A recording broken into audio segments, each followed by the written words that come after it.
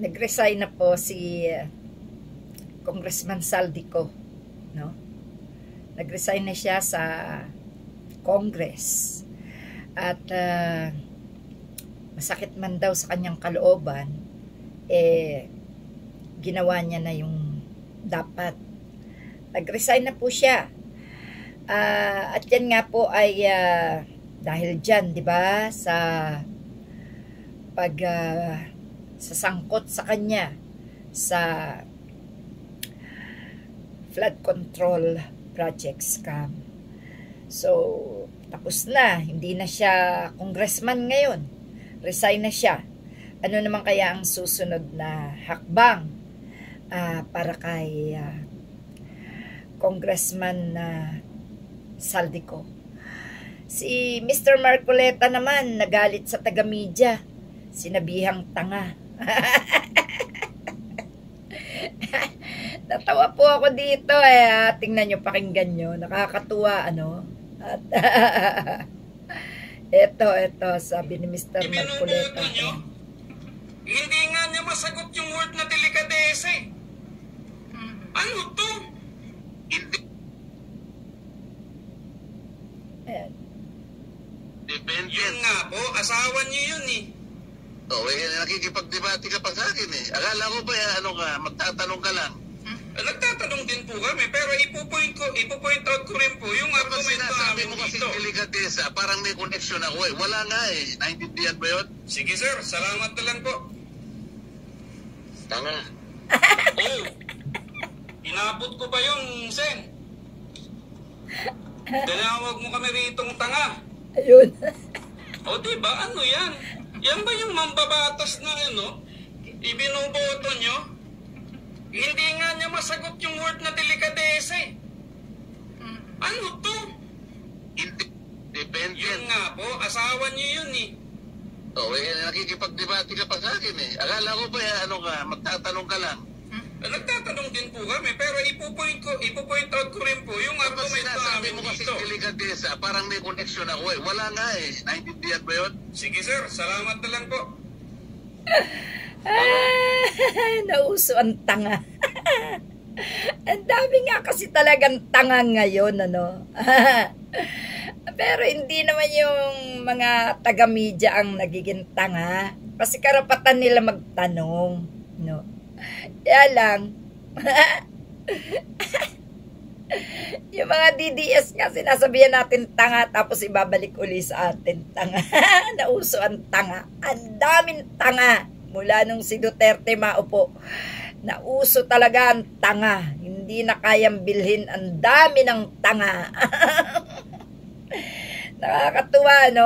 Yan na po yung mga labanan, ano? Si Pulong Duterte naman, anong ginagawa? Binibenga si Sentry, ano? Malas mo lang, Pulong. Mabilis pa sa alas 4 yung kinakalaban. Di ka ubra dyan, ang dami mong atraso kay Sentry, sa totoo lang. Bago mo siya banatan, harapin mo muna yung akusasyon sa'yo sa flood control project.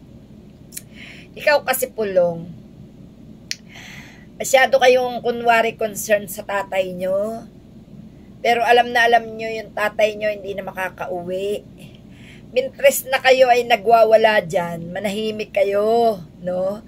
Huwag nyo na ipagpilitan na mapapauwi pa yung tatay nyo. Malabo pa sa baha na kayo ay pagbigyan ng ICC. Dahil sa dinami-dami ng inyong kasinungalingan, lalo lang nadidiin ang inyong ama, no?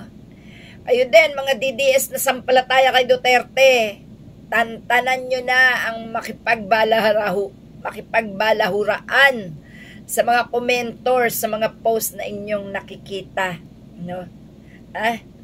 Pagigitan nyo na matino yung tatay nyo. Tingnan nyo yung sarili nyo kung kilala kayo ng tatay nyo. Wala na, huwag na kayo umasa. Para kayong para kayo yung mga batang umaasa na darating ang ama may pasalubong. Pero yun pala, hangin na lang, no? Kaawa talaga kayo. Eto namang si Escudero. pinaratangan si Speaker Romualdez na siya ang nagpasimuno ng impeachment kay Sara Duterte, no? Para daw mabulita yung yung fund, no?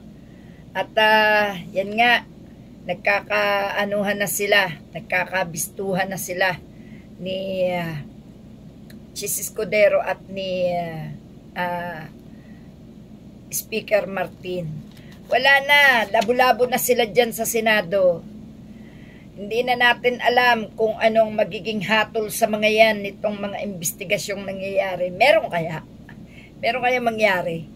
Meron kayang maparusahan sa mga investigasyon na to? No? Ano na naman to? Inaprubahan na naman ng Senate panel ang 902.895 million worth 902. Laki worth 902.895 million na budget para sa OBP ni Sara Duterte. Ito po ay inaprubahan ng Senate panel.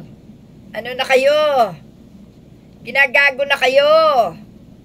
Yung mga nandyan sa yung mga gustong maging mga witness, puro yan puro Duterte yan, kasabwat lahat yan ni Duterte, no? Kaya wag ninyong papayagan na maging mga witness yang mga yan, no? Takaw. Kita nyo nga inumpisahan na kay Mr. Marcoleta yung biglang lumitaw na witness. Di ba nabuking na, nagtago na, nawala na, di ba? Ayun, kakasuhan daw ng perjury. So, ito ngayon, nako, grabe to. Ano na to? Panawagan na to. Huwag po natin hayaan na makapag-witness ang mga ginugustong witness nitong mga taga-senado dahil yan po'y kasabwat ni Sara Duterte. Yan po ang sinabi rin ni Senador Trillanes, no? Maniwala tayo kay Sentry dahil si Sentry talagang numero 1 kalaban niya ng mga Duterte at yan ay hindi tumitigil sa paghahanap ng mga ebidensya. Kaya tayo, makiisa tayo sa panawagan ni Sentry, no? Ayan Yun, ang dami-dami ito, mga mag-asawahan na nabibisto na, kaya pala naman protektado itong mga diskaya. Ito pala namang asawa ng nagpoprotekta sa kanila konektado sa mga insurance ng mga diskaya. So, Mariosep, bakit naman nagkaganyan? No. Kaya pala, protektado ang mga diskaya. Yun pala'y merong sikreto na itinatago at sangkot pala ang asawa. Ayan, tuloy, nagkakatangahan sila sa harap ng camera sa social media. Grabe na ito, grabe na, no? Una, nagbitiw na si Speaker Saldico sa pagka-congressman. Si Mr. Marcoleta tinawag na taga-media dahil tinatanong regarding sa asawa. Ito naman daw asawa is konektado sa insurance ng mga diskaya. Ito namang si Sara Duterte, happy na naman. Pera na naman natin.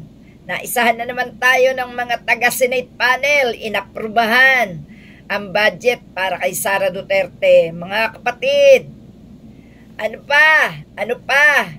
Kailangan talagang maburay ang mga yan dyan. Kailangan na talagang mawala ang OVP. Mawala na, isara na para wala nang puntahan niyang si Sara Duterte dyan at kusa nang lumayas yan. Wala Niluloko na tayo, no? Yan mga kapatid. Ganyan nangyayari sa ating bansa. Niluloko tayo. Isipin nyo, investigasyon. Wala silang nakukuha o naipapakita sa atin na resulta. Pinagpasapasahan ng investigasyon.